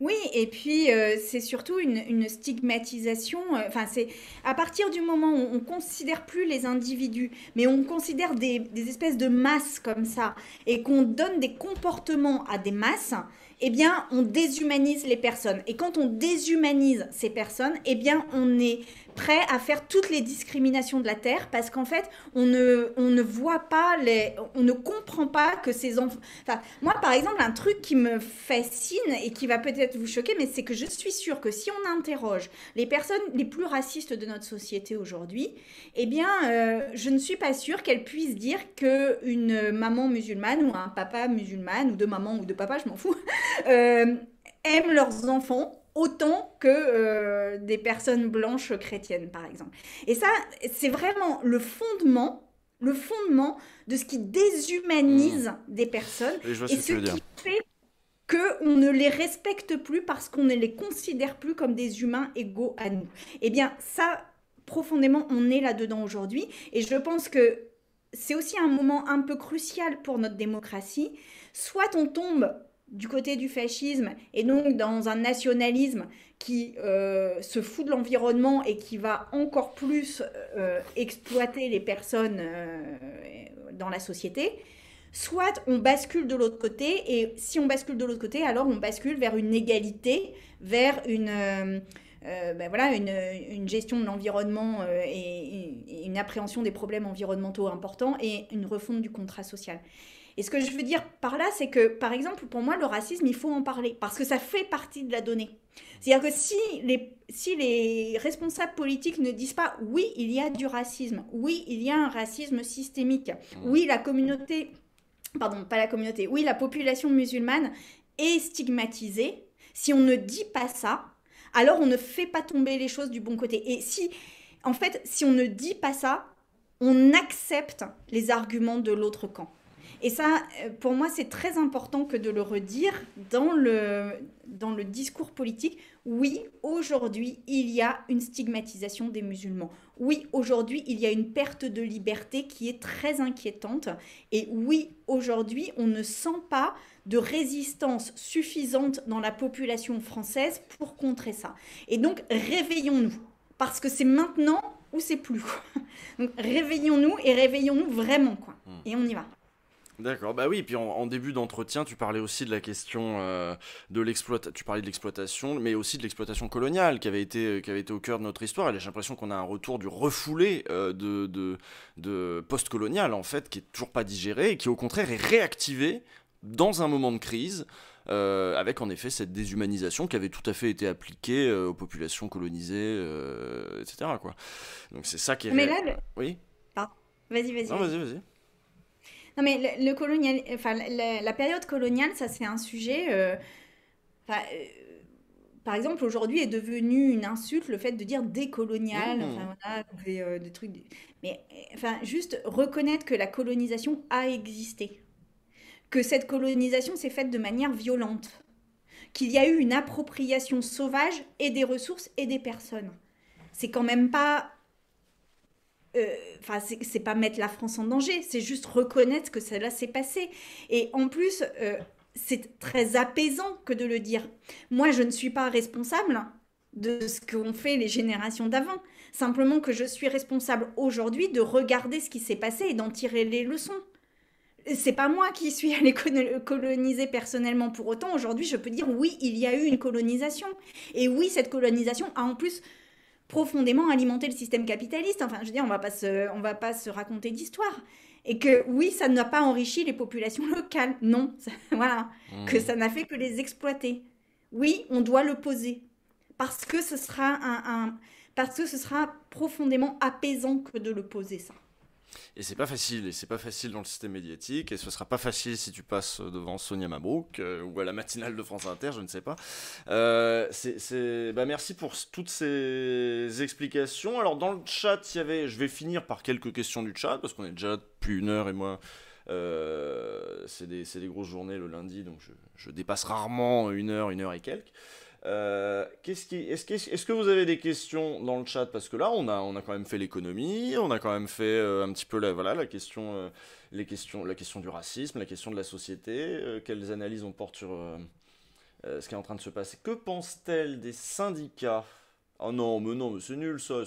C'est c'est pas Sandrine Rousseau qui va vous parler de l'affrontement Toto-CGT versus oui, Gilets jaunes, machin, de ce samedi. Ça, c'est. Si? Non, c'est pas ça. Ceci dit, je peux quand même peut-être parler des syndicats. Ah bah oui, Parce que ça m'intéresse, les syndicats. Oui. On n'en parle pas suffisamment, mais un des sujets, c'est ce qu'on appelle les corps intermédiaires. C'est-à-dire qu'en fait, les syndicats sont des, des structures qui permettent de faire remonter les demandes des salariés, des ouvriers, des employés, voilà, et de faire en sorte que d'acquérir des droits, de conquérir des droits, c'est-à-dire de faire en sorte qu'il y ait des revendications, des moments de grève, qu'on soit dans la lutte, qu'on ait des conquis sociaux, qu'on reparte, etc. Bon. Et le fait qu'on ait complètement déstabilisé les syndicats depuis 20 ans, et le fait qu'on ait complètement ridiculisé aussi l'action syndicale, eh bien, en fait, c'est un danger aussi, ça. Parce que les syndicats étaient aussi des lieux d'éducation populaire, d'éducation à la politique, de construction d'un discours politique et de revendication. Et c'était aussi un moyen de gagner. Or, aujourd'hui, si vous n'avez plus ce qu'on appelle ces corps intermédiaires, donc ces syndicats, eh bien, tout seul, vous avez votre colère, mais vous êtes tout seul, voilà, et vous avez votre colère, puis à la fin, bah, le seul truc pour l'évacuer, c'est d'aller casser un truc ou d'hurler, voilà, mais en fait, ça ne permet pas d'obtenir des choses. Ça permet juste de monter un rapport de force, mais en fait, sans obtenir quoi que ce soit. Et ça ne fait que monter la colère, monter la colère, monter la colère. Et donc ça aussi, ça fait partie d'une réforme démocratique ambitieuse que de se dire, oui, il nous faut des syndicats. Ou quand on est dirigeant, probablement qu'on les trouve pénibles, les syndicats, ça, voilà. Mais en même temps, on en a absolument besoin. Et ça fait aussi partie des choses sur lesquelles on doit progresser. Et le discours politique, par exemple, porte très peu ça. Mais aujourd'hui, les syndicats sont essentiels à notre vie démocratique. Et sont essentiels à la protection des travailleurs, des travailleuses. Bah oui, bah moi je sais, je le dis tous les lundis, mais enfin bon, on m'écoute jamais de toute façon. Ici, dans le chat, il y avait une question qui revenait pas mal, c'est à la limite, bon, moi ça m'intéresse moyen comme question, mais je vois qu'elle revient dans le chat. Parce que c'est, quelles sont tes divergences avec le programme de l'avenir en commun qu'il y a chez les Insoumis? C'est la question européenne, c'est la forme, voilà, qu'est-ce que c'est, du coup? Bah, c'est la réforme démocratique sur la sixième République. Moi, je pense qu'il faut qu'on discute de... Parce que sixième République, je suis d'accord. Mais qu'est-ce qu'on met derrière? Ah C'est-à-dire, oui. qu'est-ce qu'on fait? Comment on s'inscrit dans l'Europe ou pas dans l'Europe? Comment on fait en sorte... Moi, par exemple, un des trucs que je pense très important dans l'Europe, c'est à la fois le fait que l'Europe est une politique sociale, que l'Europe est un budget, que l'Europe est aussi une forme de majorité politique. C'est-à-dire qu'aujourd'hui, quand on vote aux élections européennes, on donne les clés à des gens, puis on les revoit 6 ans après, quoi. Et entre-temps, on ne sait pas trop ce qui s'est passé au Parlement européen. Et il n'y a pas de construction politique, en fait, de ce qui se passe au Parlement européen ou en Europe. Et donc, pour moi, il y a un C'est gros particulièrement enjeu. en France, hein, parce qu'en Allemagne, Parfait. il y a d'autres pays dans lesquels ils suivent ça de près. En France, Ouais. Et ça, je pense que, par exemple, dans la sixième République, il faudrait qu'on réfléchisse à faire en sorte que les élections nationales puissent être en même temps peut-être que d'autres élections nationales en Europe, pour qu'en fait, il y ait une forme de convergence et qu'on se dise, ben voilà, on va créer un front commun, par exemple, de gauche ou un front commun écologiste, et on va imposer cette majorité-là dans l'Europe pour que l'Europe redevienne une institution démocratique appropriée, etc. Et ça, redeviennent. ouais, non, parce qu'en fait, ça l'a jamais vraiment été. Voilà. Devienne. Ce sera déjà pas mal, ouais. Donc l'idée de régler nos tempos ensemble pour qu'on ait des moments politiques communs dans toute Ouais, l'Europe avec de grands débats, exactement. avec... ouais. Exactement. Exactement. Parce Pour que qu'on pour... puisse construire des fronts. Parce que Hmm. là, aujourd'hui, on est prisonnier d'un truc franco-allemand. C'est-à-dire qu'on est dans ce truc franco-allemand, puis on a l'impression que rien d'autre n'existe. Mais en fait, si on fait monter une opinion publique européenne, si on fait monter des revendications politiques européennes, eh bien, on construit aussi une majorité européenne. Et ça, C'est- c'est très important. Actuellement, il y a des grands moments politiques européens, c'est les crises. Oui. La crise de la Grèce, le Brexit, l'achat ou pas des vaccins, le plan de relance, etc. Mais ça fait partie de l'ADN tout de même d'Europe Écologie Les Verts, cette idée de poursuivre la construction européenne. Europe Écologie Les Verts, il y a des gens qui croient beaucoup au fédéralisme, aller vers plus tard un État fédéral. C'est une idée qui a toujours beaucoup beaucoup de poids, Europe Écologie Les Verts, ou est-ce qu'elle a reflué un petit peu et ça dépend des militants? Ah non, elle a encore du poids. Elle a encore du poids. L'Europe, c'est très important pour les écologistes. Et de fait, sur les politiques environnementales, par exemple, l'Europe a quand même été un des moteurs hein, des politiques environnementales. C'est-à-dire que c'est elle qui a négocié les accords internationaux de limitation du carbone. Et puis, c'est elle aussi qui a mis quand même les premiers millions sur la transition écologique. Hein. Donc, en fait, pour moi, ce qui manque à l'Europe, c'est une taxe sur les transactions financières. C'est un budget européen, c'est une solidarité européenne entre les pays, Des c'est transferts, une, donc. ouais, c'est une gestion de la dette commune, et puis c'est des minima sociaux, des acquis sociaux, l'absence de dumping à l'intérieur de l'Europe, c'est-à-dire faire en sorte que les conditions salariales se rapprochent, etc. Bon, voilà, mais ceci dit, l'Europe à mes yeux, pourrait être quelque chose de très protecteur, quoi. Oui, sauf que là, on fait Très ça protecteur. avec Viktor Orban, on fait ça avec les Polonais, ça commence à devenir délicat quand même. Et ben c'est pour ça qu'il faut absolument qu'on s'organise. Et qu'on s'organise pour il y ait une construction d'une majorité politique. Et ça, pour moi, par exemple, dans la Sixième République, c'est très important. Et j'ai pas entendu Jean-Luc en parler, donc peut-être qu'il en parle et peut-être qu'il l'a dans son projet, mais je pense que ça mérite quand même qu'on en discute. Mais c'est vrai que c'est une critique qui est souvent faite à cette solution, parce que là, par exemple, dans le chat, moi j'ai des insoumis évidemment, hein, donc ils étaient là. Si la Sixième République, c'est simple, c'est constituante. Mais ce qui est reproché souvent aux insoumis, c'est qu'en fait, il n'y a pas de contenu derrière la Sixième République, parce que l'idée de dire, eh ben, on fera une constituante et ça réglera tout. Alors certes, ça c'est déjà politique de dire, en fait, il faut que le peuple se refonde à travers machin. Mais je conçois qu'il y a des gens qui se disent, bon, c'est un peu faible. Elle est où la Sixième République? C'est quoi? Faudrait peut-être commencer à voilà, je pense que c'est un petit peu ça ta position sur la Sixième République. Ben ouais, moi je pense qu'on doit quand même dire ce qu'on veut en faire, quoi. Parce Hmm. qu'une sixième république, à la limite, elle pourrait être pire que la cinquième, hein. Tu vois? Rien ne nous le garantit. Donc il faut quand même qu'on dise vers quoi on veut aller. Et ça, aujourd'hui, je pense que ça fait partie des différences. Mais ceci dit, bah, comme tu l'as dit tout à l'heure, on avait une photo avec Benoît Hamon, Jean-Luc Mélenchon, Adrien Quatennens le 1er mai. Et on a discuté de fond. Et c'est... Enfin, moi, j'ai envie de dire que là, on ne gagnera pas l'élection présidentielle avec juste des logos côte à côte. On gagnera l'élection présidentielle parce que, à un moment donné, on aura un discours politique cohérent, qu'on aura réussi à faire venir aussi des gens. Parce que un des trucs dont on ne parle pas, c'est qu'aujourd'hui, les élus accaparent la démocratie. C'est-à-dire qu'en fait, les élus sont tous et toutes quand même issus enfin, la plupart issus de milieux plutôt bourgeois, plutôt éduqués, plutôt, enfin très blancs, bon voilà. Et donc la démocratie, elle représente plus.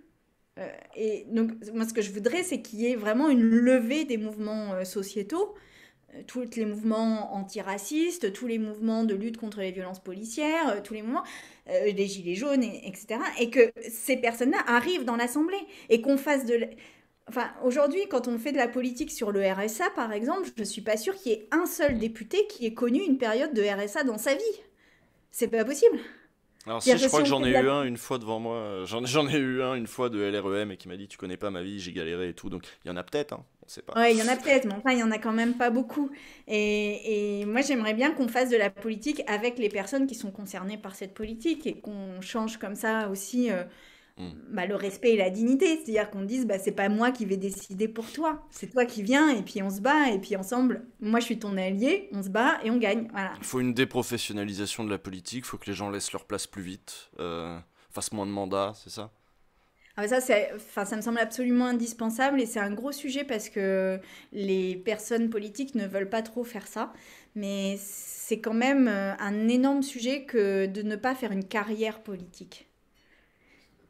Parce que simplement faire des pauses, retrouver son travail, retrouver une vie normale, bah, en fait, ça permet de se reconnecter, quoi, tout simplement, et puis de faire en sorte que les positions de pouvoir, parce que c'est quand même des positions de Mhm. pouvoir, soient pas accaparées, tout simplement, soient pas accaparées par des personnes. qui en fait n'ont qu'un seul but, c'est de renouveler la position de pouvoir dans Mmh. dans le mandat suivant. Donc il faut faire des règles, un petit peu comme on a emmerdé les partis politiques à leur dire bah maintenant c'est la parité. Donc ils se sont retrouvés obligés d'aller eux-mêmes chercher des femmes. Merde, on n'en a pas assez, voilà. Et donc il faudrait faire pareil et dire bon bah maintenant c'est un mandat ou deux, et puis derrière vous nous trouvez des nouveaux là. Vous nous trouvez des nouveaux. Et ce qu'il faudrait faire.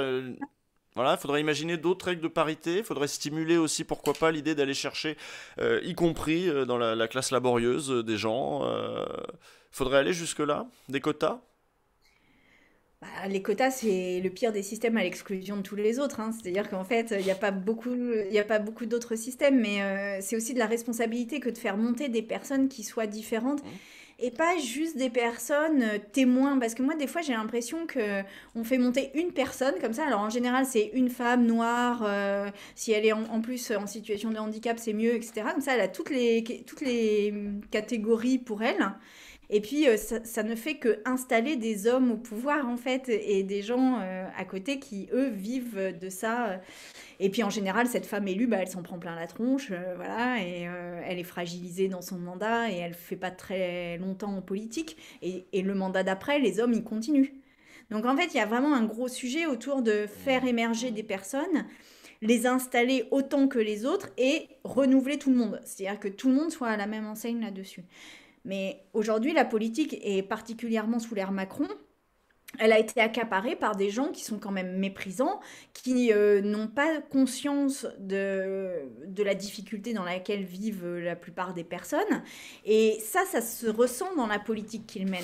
C'est-à-dire que le fait qu'ils n'aient pas dans leur rang des gens qui ont eu des accidents, qui ont eu des parcours compliqués, qui savent ce que c'est que d'être à sec le 5 du mois, euh, ou qui ont été à l'aide alimentaire, etc., ben, ça se ressent dans les politiques. Et aujourd'hui, moi, ce que je trouve de la politique qui a été menée par Macron dans le Covid, c'est qu'il n'y a jamais eu aucune espèce de prise en compte des vulnérabilités des personnes, quoi. C'est-à-dire que les étudiants, et pour revenir sur eux, ils ont quand même été enfermés pendant plus d'un an dans leur chambre. Est-ce que Macron sait ce que c'est qu'une chambre de 9 mètres carrés? Est-ce qu'il sait ce que c'est qu'une cité universitaire? Est-ce qu'il sait ce que c'est que de rester enfermé un an dans une résidence universitaire? Je suis sûre que non. Ça va être un Ah thème non. majeur de la présidentielle, ça, le bilan de. Vous pensez qu'il faut être, vous les candidats de gauche, enfin vous la gauche, l'axe là c'est qu'il faut taper, évidemment, faut taper très fort. Vous pensez que vous allez arriver à taper très fort sur le bilan? Ça peut aider d'avoir une politique, enfin une ligne très offensive et sur le bilan qui est cruel, hein, de ce qu'était en train de faire Macron là aujourd'hui, de tolérer un plateau très haut parce que bon écoutez on va pas couper l'économie, il faut bien que ça tourne au bout d'un moment, donc tant pis. Il y a des gens qui vont crever dans les couloirs d'hôpitaux. Euh, c'est possible de l'attaquer là-dessus? Ça va être un des axes principaux ou pas? Mais le truc qui caractérise pour moi le mandat de Macron, c'est les premiers de cordée, quoi. C'est le truc où on a en permanence sauvé les premiers de cordée. C'est-à-dire, ils se sont enrichis, ils n'ont pas subi le Covid de la même manière que les autres. Les premiers de cordée n'ont plus l'ISF. Ils se sont, voilà, ils ont pu partir à l'autre bout de la France dans leur maison secondaire Mmh, pendant le mmh. Covid, etc. Et en fait, moi j'ai envie enfin j'ai envie que se lèvent tous les millièmes et les 100 millièmes et les 3 millionièmes de cordée, c'est-à-dire tous ceux qui étaient au bout de la corde, qui la tenaient du bout des doigts, qui ont mis toute leur force pour tenir cette corde et qui parfois l'ont lâchée parce que c'était trop dur et qui en fait bah, sont tout autant méritants que les premiers de cordée, si ce n'est 10 fois plus.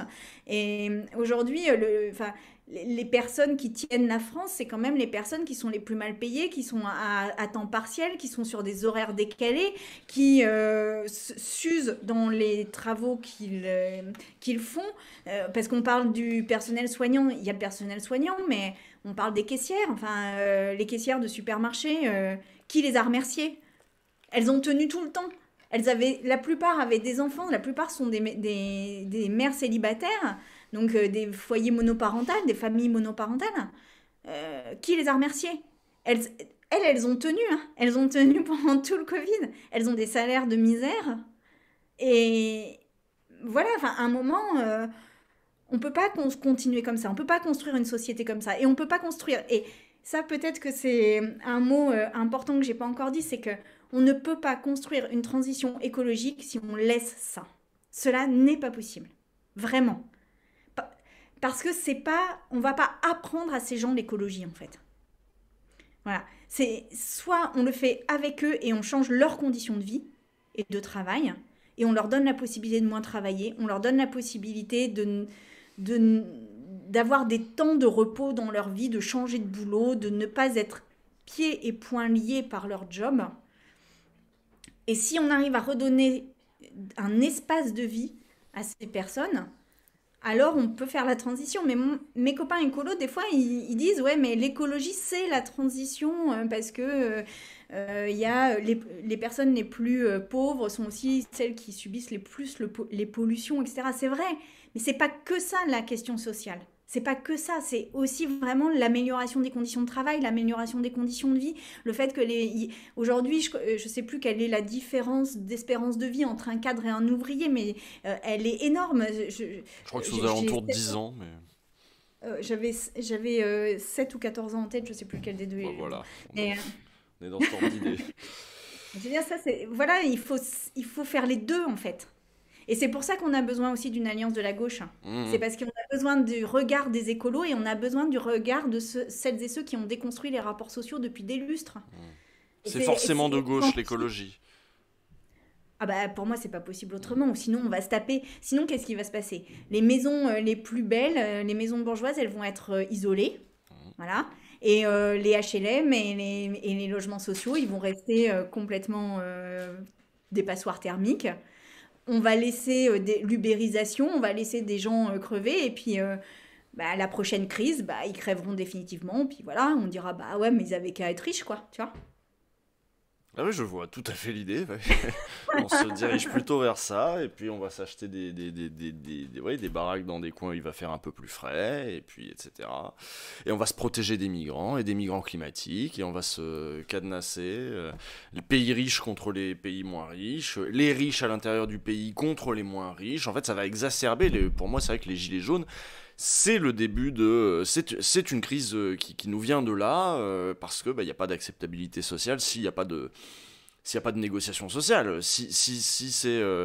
le problème, c'est pas tellement la taxe en elle-même, le problème, c'est la question politique de à qui on sert quel discours. Voilà, l'écologie punitive, pour moi, c'est vrai que c'est pas Europe Écologie Les Verts, c'est Macron.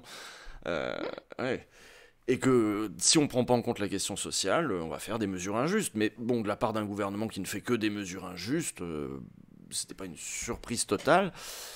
Bah écoute, Oui, puis moi je veux, enfin quand même oui. aussi les personnes qu'on dit les classes populaires ou les personnes pauvres, mais elles savent ce que c'est l'écologie en fait. Enfin, je veux dire, il y a aussi un truc un peu condescendant à vouloir, ou un peu descendant en tous les cas, à vouloir expliquer ce que c'est l'écologie populaire. Mais la vérité, c'est que si on parle de gaspillage, il y a plein de gens qui savent bien mieux que les riches comment ne pas gaspiller, quoi.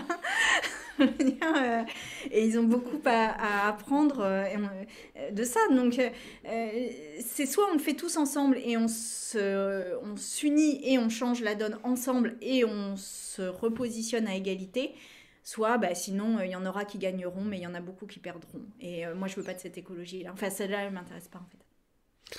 Bon, je pense qu'on va s'arrêter là. Merci beaucoup d'être passé ce soir. On a discuté pendant à peu près, je sais pas, 1h20, 1h... Oui, c'est ça, 1h20, c'est pas mal. Merci beaucoup, je pense qu'on a parlé de pas mal de trucs, on a balayé pas mal de trucs. Et après, je vais débriefer ça un petit peu avec mon chat pour lui demander si ça vaut le coup de recevoir des politiques, si on peut quand même dire des trucs. Moi, j'ai eu l'impression que oui. Bah donc, merci beaucoup. Voilà, un petit mot de la fin peut-être. Bah oui, pour dire qu'il y a la loi climat qui va passer bientôt au Sénat et qu'on espère quand même que, parce que là on a une grande loi, si on n'arrive pas à faire des choses un peu intéressantes, bah on va encore perdre des années et que là, enfin vraiment, euh, il y a eu des polémiques débiles sur la viande, pas viande, ou aérodrome, pas aérodrome, mais en fait, là, la question, c'est vraiment plus ça, quoi. C'est quelles mesures ensemble on prend et comment on fait, parce que sinon, sinon, on sera, voilà, on ne pourra pas se regarder dans la glace. Et en fait, il y a quand même aussi une très grande fierté. Et moi, j'aimerais beaucoup qu'on regarde tous nos enfants et qu'on leur dise, bah voilà, ça a été dur, on en a bouffé, mais en fait, on l'a fait et on l'a fait pour vous et on vous laisse une planète en bonne santé.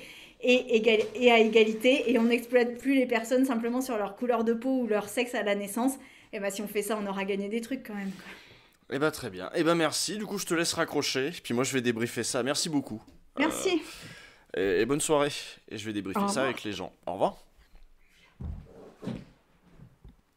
Waouh, je suis énorme. Je suis énorme. Bon, qu'est-ce que vous en avez pensé du coup de cette discussion? Est-ce que ça vaut le... Tant pis, je suis énorme. Je vais rester énorme comme ça. Euh, Alors, on n'a pas parlé d'écologie, par contre, je vais mettre un peu de musique, voilà, pour avant de dire au revoir. On n'a pas parlé d'écologie. Écoutez, moi, vous savez bien que je suis pas spécialiste. Wouh! Vous savez bien que c'est pas ma spécialité l'écologie, moi. Le tri sélectif, tout ça, Yannick Jadot. Non, ça allait, pas trop de langue de bois, on est d'accord, hein. J'ai le chat sur la figure. Non mais j'ai fait n'importe quoi avec mes scènes. Mais oui, on va bouger le chat. Faut que je répare mes scènes avant le prochain stream, moi. Et attends, faut que je me mette comme ça, voilà. Comme ça, hop, le chat. Va falloir que je répare mon bordel. Est-ce que je fais pipi sous la douche? Ouais, j'essaye. Une grande quoi? Une grande loi à vider de tout. Ce n'est pas une grande loi. J'ai pas compris. Ensemble pour l'écologie populaire. On n'a pas parlé féminisme. Si, au début. Cool, mais langue de bois.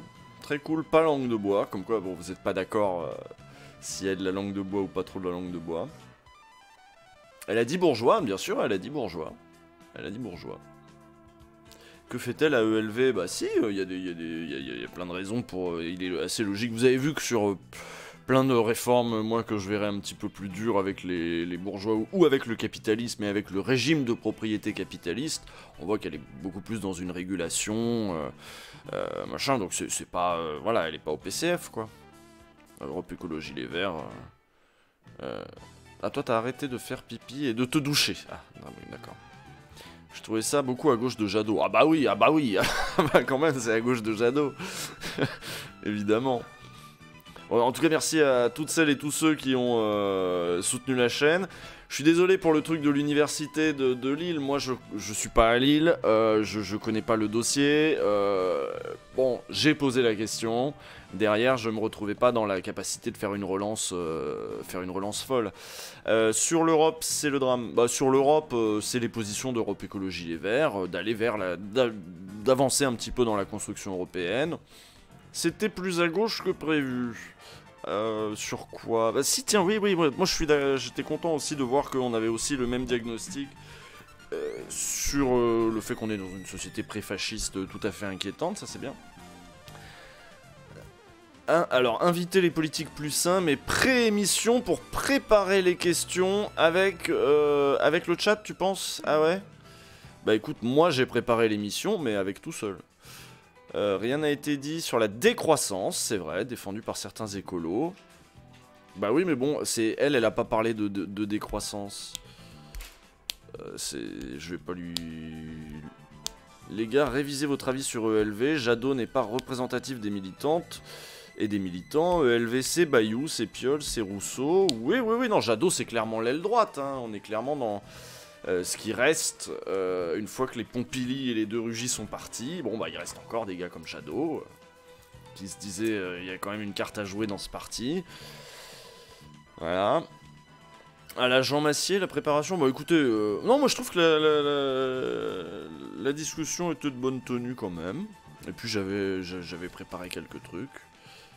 Point faible, elle est pas marxiste, mais si elle est marxiste, bien sûr que si elle est marxiste, elle analyse la société en termes de rapport de production, de rapport à la nature, etc. Sauf que, évidemment, ça fait mauvais genre marxiste, mais en vrai, c'est une matérialiste, et regarde, voilà. Et elle dit, évidemment, comme beaucoup, bah oui, mais Marx, il avait pas prévu pour les panneaux solaires. Bah non. Bah non, bah c'est normal. Vous lui en demandez un peu beaucoup à Marx, hein, y a pas besoin d'avoir tout. Pas assez radical pour vous. J'ai vu pas mal de modos dans le chat. C'est moi qui vais demander du coup à mes modos. Qu'est-ce qui s'est passé? Pourquoi il y avait des gens, ils disaient de la merde? Ils disaient de la merde les gens ou pas? Et sur quoi en fait? Qu'est-ce qui vous a énervé? Le discours marxiste politique libéral. Tu comptes inviter Ruffin? Oh bah Ruffin il a pas besoin de moi, il a ses propres médias. Des trucs sexistes, il y avait dans le chat. Ah ouais, les questions se répétaient. Bah oui, bah j'ai essayé de les dire, mais... Rio, tu dis... Rio dit... Non, j'ai pas eu le temps, merde. Sympa la zik. Pas mal de sexisme et de condescendance. Mais de condescendance avec elle? C'est pas sympa le chat. Il y avait des débiles qui remettaient en cause les paroles féministes. Ah ouais, putain, ça passe toujours pas ça. Tu peux encore arriver sur un stream de gauche et te dire bon, moi je suis peut-être un peu de gauche, mais elles font chier quand même les féministes. Je pensais pas que c'était possible encore, mais admettons. Invite Piole. Alors, c'est bon, j'ai le 06 à Aurélie Trouvé là. C'est bon. Faut que je lui réponde, je pense qu'on va s'appeler demain et on va se planifier. Le lundi prochain, à 20 h, on reçoit Aurélie Trouvé. Qui est, enfin normalement a priori, hein, c'est en bonne voie, qui est donc la directrice, la secrétaire générale, je ne sais pas comment on dit, d'Attaque. Donc on va parler altermondialisme, on va parler gauche, on va parler... Mais la gauche, justement, on se focalise beaucoup sur la vie politique en parlant des partis, comme on a fait ce soir finalement. Mais il n'y a pas que ça à gauche, il n'y a pas que les partis, il y a les syndicats.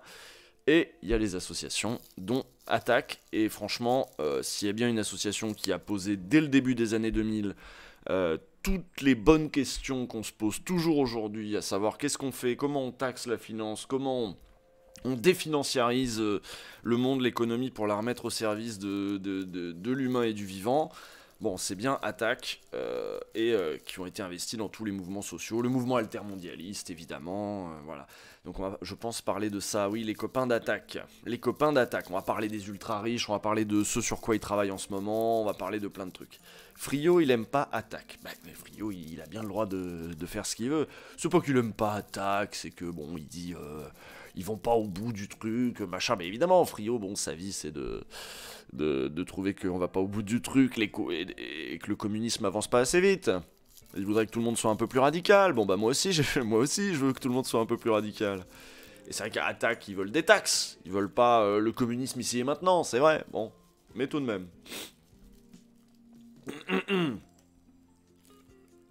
Bon, bah moi je vais vous laisser, parce que, bah comme d'hab, hein, je suis claqué. J'espère que l'épisode d'OLG aujourd'hui vous a plu. N'hésitez pas à le faire tourner si vous trouvez qu'il y a des gens autour de vous qui prennent pas la juste mesure de ce qui est en train de se passer en ce moment.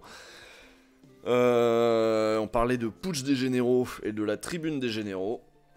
Voilà. Donc, faites tourner, voilà, n'hésitez pas.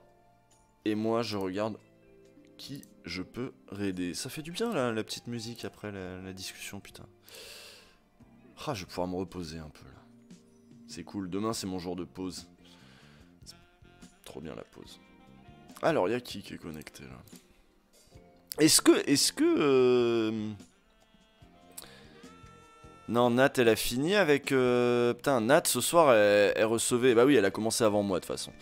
Nat, elle a fini avec Schneiderman. Elle recevait Schneiderman, Nathalie, ce soir. Trop marrant. Qui c'est qu'il y a d'autre? Tiens, qu'est-ce qu'il fait, lui? Qu'est-ce qu'il fait ce soir? Oh, mais j'y connais rien, ça... Les lundis de... Ah ouais, non, mais l'autre fois, c'était de la socio. C'était mieux. Là, c'est pas de la socio, donc... FIFA, GTA RP. Eh bah écoutez, je vais vous envoyer... Ah mais si, je vous envoie chez Nat. Elle débriefe son truc avec Schneiderman. Bah si, je vous envoie chez Nat.